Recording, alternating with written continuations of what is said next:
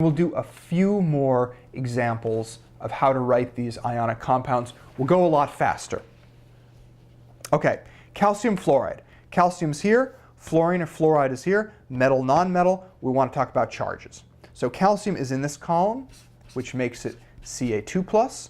Fluorine, fluoride is in this column, so it's going to be 1-. How do we balance these out? We got 2+ here, so I want to add another fluorine so that I have a total of 2- to balance out the 2+. 1 atom of calcium is balanced out by 2 atoms of fluoride or fluorine, so I'm going to write CaF2. All right. Magnesium oxide, go back to the periodic table. Magnesium here, oxygen here, metal, nonmetal, so it's ionic, so charges are important. So magnesium 2+, Mg.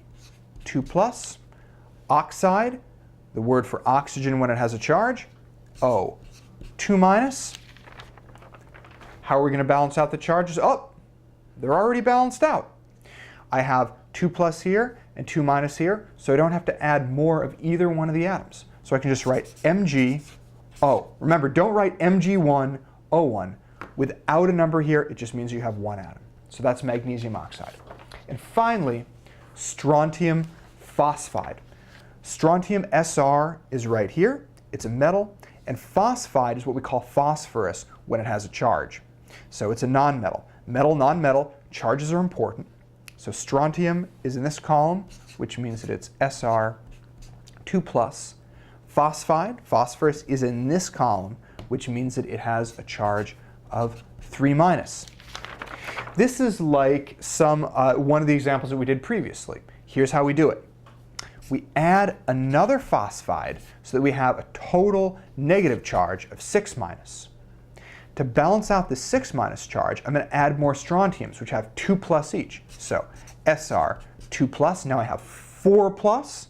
Now I add another Sr 2+, and now I have a total of 6+. 6+ balances out the 6-. Now I'm going to write the chemical formula to show how many of each atom I need to balance out the charges.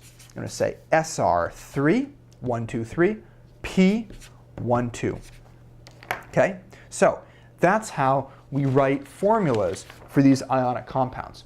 There's one thing that I want to say. Sometimes these formulas that you're writing are referred to as the formulas of binary ionic compounds. Well, you know why they're ionic, because we have a metal and a nonmetal in everything that we wrote. So that makes it ionic, metal and nonmetal. What about this binary part? Binary means 2. And every one of these formulas that we wrote have only 2 types of atoms: sodium chloride, magnesium oxide, aluminum, oxygen, lithium, oxygen, and so forth. We might have more than more than 2 actual atoms in something like Li2O3, but there are only 2 types of atoms, 2 elements in each of these. So that's why we call them binary. If this is all good for you, go ahead and move on with the videos. You'll probably want to check out the videos on writing the formulas for compounds that have transition metals, and then writing formulas for compounds that have polyatomic ions, and you can just keep moving ahead with naming these compounds.